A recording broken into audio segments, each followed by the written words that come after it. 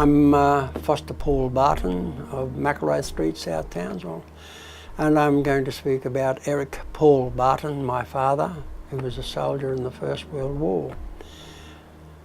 I didn't get on very well with Dad because he was a very heavy drinker. I think he was suffering from shell shock, to be quite honest. And nobody treated it then, though. It wasn't post-traumatic stress then, it was shell shock.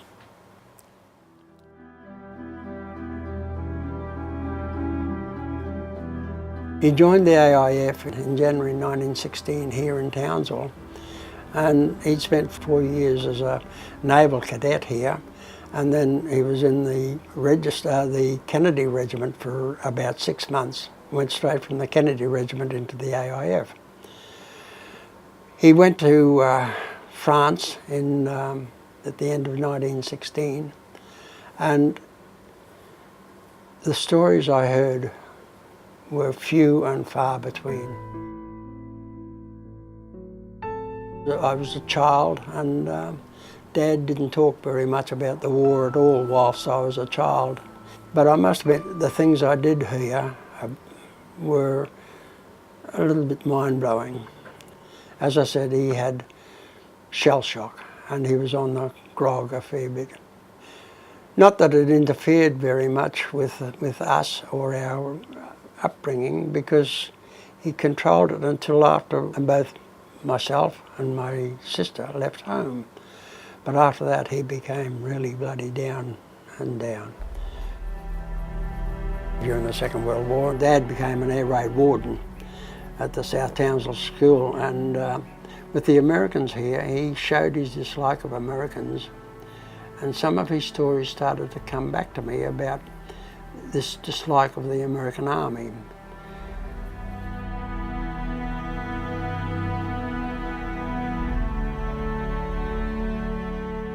When he was wounded at Hamel on the 4th of July 1918. At the time, he was a runner with the 15th AIF Battalion, and he was a runner between that battalion and an American battalion which was in action for the first time ever. He came out of the dugout of the American battalion and he ran into a German. As he shot the German threw a grenade at him, and Dad lifted his arm and the grenade went off in front of his face here and blew his arm away a bit.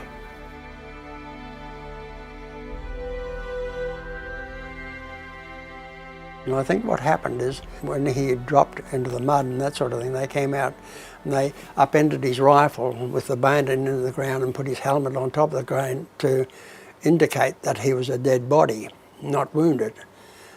And he always complained that somebody took his medal. And I'm thinking that what happened there was that when they found he was wounded, they took him to an American hospital and somebody had given him a Purple Heart. Then they found out he was Australian and not entitled to the Purple Heart. So he was taken, the Purple Heart was taken off him. And there are many things I have found out in the last 6 months that have amazed me.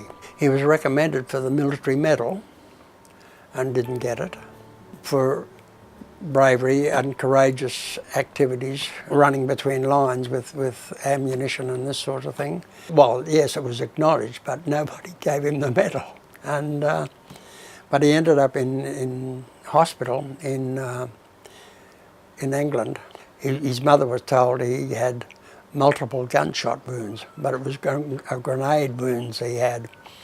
One of the hospitals he was in when he came back to Australia was in Gympie Road in Brisbane, and the hospital he was in backed onto the Breakfast Creek.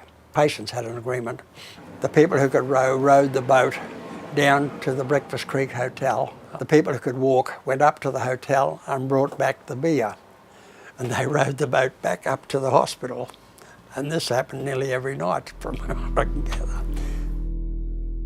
When Dad came back, he married Mum in 1925, and they bought a house in Fifth Avenue. That was their house until 1989, when Mum died. Dad, with all his disabilities, he built a fence out of stone, big stone. It's still there today, the front fence.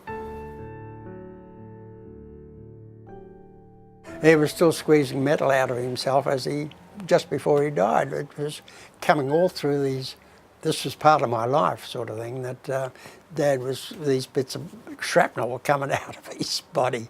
And he was always a generous man. I can remember people coming to our house during the Depression, and they'd carry an empty sugar bag in, and they'd take it home with rice or food in it, because they weren't working, and Dad was working. There was never any limit to his generosity.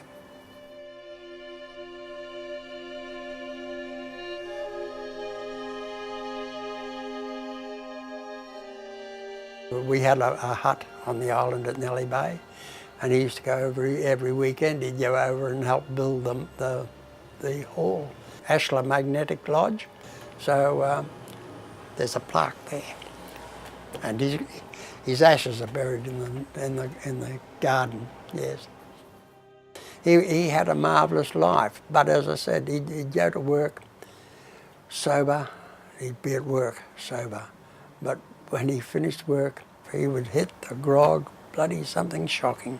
To be quite honest, I missed, because I was away for, from 44 until 69, I came back, I saw him just before he died. There was a lack of communication because I wasn't here to listen to things. And I missed that.